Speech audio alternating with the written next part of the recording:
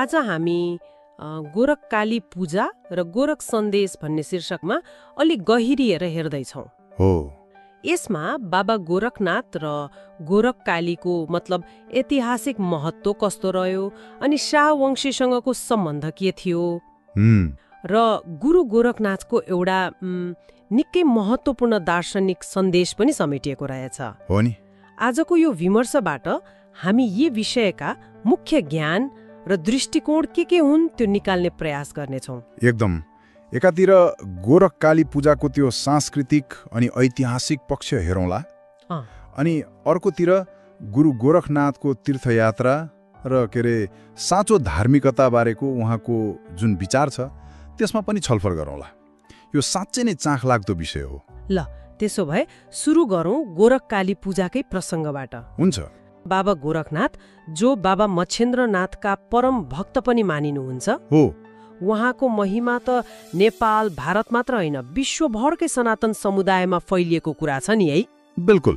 उहाँको प्रभाव निकै व्यापक छ र यहीँनिर कुरा जोडिन्छ शाहवंशका राजाहरूको उद्गम थलो गोर्खा जिल्लाको नाम। गोर्खा नाम नै हो। अनि त्यहाँ रहेको गोरखकाली मन्दिरको प्रसङ्ग पनि सँगै आउँछ। खास गरी पूर्व राजपरिवारको लागि त यो मन्दिरको अझ विशेष महत्त्व थियो। यो त भयो गोर्खा दरबारसँगको सम्बन्धको कुरा। तर मैले पढेको पशुपति क्षेत्रको मृगस्थलीमा पनि गोरख मन्दिर छ भन्ने कुरा थियो। छ जहाँ बाबा गोरखले 15 वर्षसम्म ध्यान गर्नुभएको थियो रे। हो, त्यस्तो मानिन्छ। 15 वर्ष लामो साधना। तर अचम्मको कुरा के भने यति महत्त्वपूर्ण ऐतिहासिक ठाउँ अहिले चाहिँ संरक्षण र व्यवस्थापनको कमीले गर्दा अलि कस्तो भने उपेक्षित जस्तो अवस्थामा छ अरे। त्यो दुःखलाग्दो पक्ष हो। हाम्रो सम्पदाप्रति कस्तो खै के भन्ने। त्यही त, साँच्चै दुःख लाग्छ यस्तो सुन्दा। खेर, अब गोर्खा दरबार क्षेत्रकै कुरा गर्दा त्यहाँको गोरखकाली देवीको पीठलाई त शाहवंशले आफ्नो कुलदेवी नै मानेर पुज्दै आए। कुलदेवी नै हो। अनि पौष कृष्ण अष्टमीमा गोरखकालीको विशेष पूजा गर्ने चलन पनि छ। त्यो परम्परा त अझै पनि चलिरहेको छ। अनि अर्को एउटा रोचक परम्परा पनि थियो नि पहिला। कुन चाहिँ? त्यही गोरखकाली मन्दिरमा जमरा राखेर फुलपातीको दिन काठमाडौँ हनुमान ढोका दरबारसम्म ल्याउने चलन। हो, त्यो त निकै पुरानो चलन हो। 100 वर्ष पुरानो। तर सुन्नमा आउँछ गणतन्त्र स्थापना भएपछिका वर्षहरूमा चाहिँ यो चलन अलि ओझेलमा परेको जस्तो भयो है। हो, त्यसमा अलि कमी आएको देखिन्छ। यस्ता परम्पराहरूमा पहिले जस्तो निरन्तरता अलिकति कम भयो। तर पनि नेपाली भूमिको रक्षाको लागि अनि अर्को महत्त्वपूर्ण कुरा गौरक्षा मतलब गाईको संरक्षणका लागि बाबा गोरखनाथ र गोरखकाली देवीको आशीर्वाद चाहिन्छ भन्ने जनविश्वास चाहिँ त्यो अझै पनि बलियो नै छ। त्यो आस्था चाहिँ कायमै छ। ल अब अलिकति विषय बदलौँ, गोरख सन्देशतर्फ लागौँ। हुन्छ। गुरु गोरखनाथले भन्नुभएको एउटा पंक्ति एकदमै मननयोग्य लाग्यो मलाई। देवल जात्रा सुन्नी जात्रा तीर्थ जात्रा पाणी अतीत जात्रा सुफल जात्रा बोले अमृतवाणी। सुन्दा त सामान्य जस्तो लाग्छ, तर यसको अर्थ के होला? अलि गहिरो छ कि? एकदम गहिरो छ। सामान्य शब्दमा गहिरो अर्थ। यसको भाव के हो भनेदेखि यदि मनमा श्रद्धा छैन, भक्ति छैन, साँचो भावना छैन भने देवालयहरू घुम्नु, मन्दिर चाहार्नु त्यो आध्यात्मिक हिसाबले शून्य बराबर हो। शून्य बराबर हो। सुन्नी जात्रा भनेकै त्यही अर्थहीन, खोक्रो। अनि तीर्थ यात्रा गर्नु पनि पानीमाथिको यात्रा जस्तै, मतलब सतहमा मात्रै हुन्छ, गहिराई छुँदैन। तर अतीत जात्रा, अतीत मतलब आफ्नो भित्री अनुभव, आफ्नो ज्ञान अथवा विगतका गल्तीबाट सिकेर गरिने आत्मसुधारको यात्रा, त्यो चाहिँ वास्तवमा सुफल जात्रा हो। सफल, फलदायी हुन्छ। भनेपछि कुरो त बाहिरी कर्मकाण्ड वा मन्दिर धाउने कुरा मात्र होइन रहेछ। होइन, भित्री शुद्धता, त्यो आत्मबोध चाहिँ महत्त्वपूर्ण रहेछ। बिल्कुल। गुरु गोरखनाथले त्यो बेलाको धार्मिक आडम्बर, त्यो पाखण्डपनमाथि कडा व्यङ्ग्य गर्नुभएको हो। यो व्यङ्ग्य नै हो नि। जस्तो कि मान्छेहरू ढुङ्गाको मूर्ति त पुज्छन् तर जिउँदो मान्छेको आदर गर्दैनन्।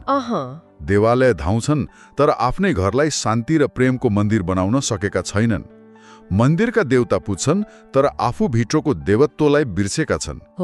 ढुङ्गाका देवतालाई फलफूल नैवेद्य चढाउँछन् तर आँखा अगाडिका भोका मानिस वा पशुपङ्खीमा रहेको ईश्वरत्व देख्दैनन्, तिनको सेवा गर्दैनन्।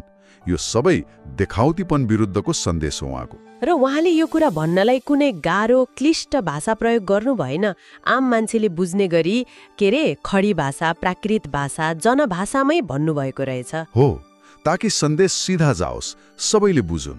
यो उहाँको ठाडो व्यङ्ग्य थियो त्यो बेलाको धार्मिक पाखण्डप्रति। कर्मकाण्ड भन्दा भित्री शुद्धता, मानवीय सेवा र आत्मज्ञानलाई महत्त्व दिनुपर्छ भन्ने उहाँको आह्वान हो। आजको यो छलफलमा हामीले गोरखकाली पूजाको ऐतिहासिक पक्ष, शाहवंशसँगको सम्बन्ध अनि त्यो मृगस्थलीको मन्दिरको अलि दुःख लाग्दो अवस्था जस्ता कुराहरू थाहा पायौं। सँगसँगै गुरु गोरखनाथको त्यो शक्तिशाली सन्देश कि वास्तविक तीर्थयात्रा र धर्म भनेको बाहिरी देखावटीमा होइन, भित्री भक्ति, श्रद्धा र सेवा भावमा छ भन्ने कुरा पनि मनन गर्यौं। र यहाँ एउटा विचार गर्नुपर्ने कुरा के देखिन्छ भने, एकातिर हेर्नुहोस् गोरखनाथ र गोरखकालीको पूजा र आशीर्वादलाई राष्ट्रिय रक्षा, गौरक्षा जस्ता विषयसँग जोडिँदैछ हो, अनि अर्कोतिर स्वयं गुरु गोरखनाथले नै यस्ता बाहिरी कर्मकाण्ड भन्दा माथि उठेर मानवीय सेवा र भित्री देवत्व जगाउन जोड दिनु भएको छ। यो त अलि विरोधाभास जस्तो पनि देखियो नि।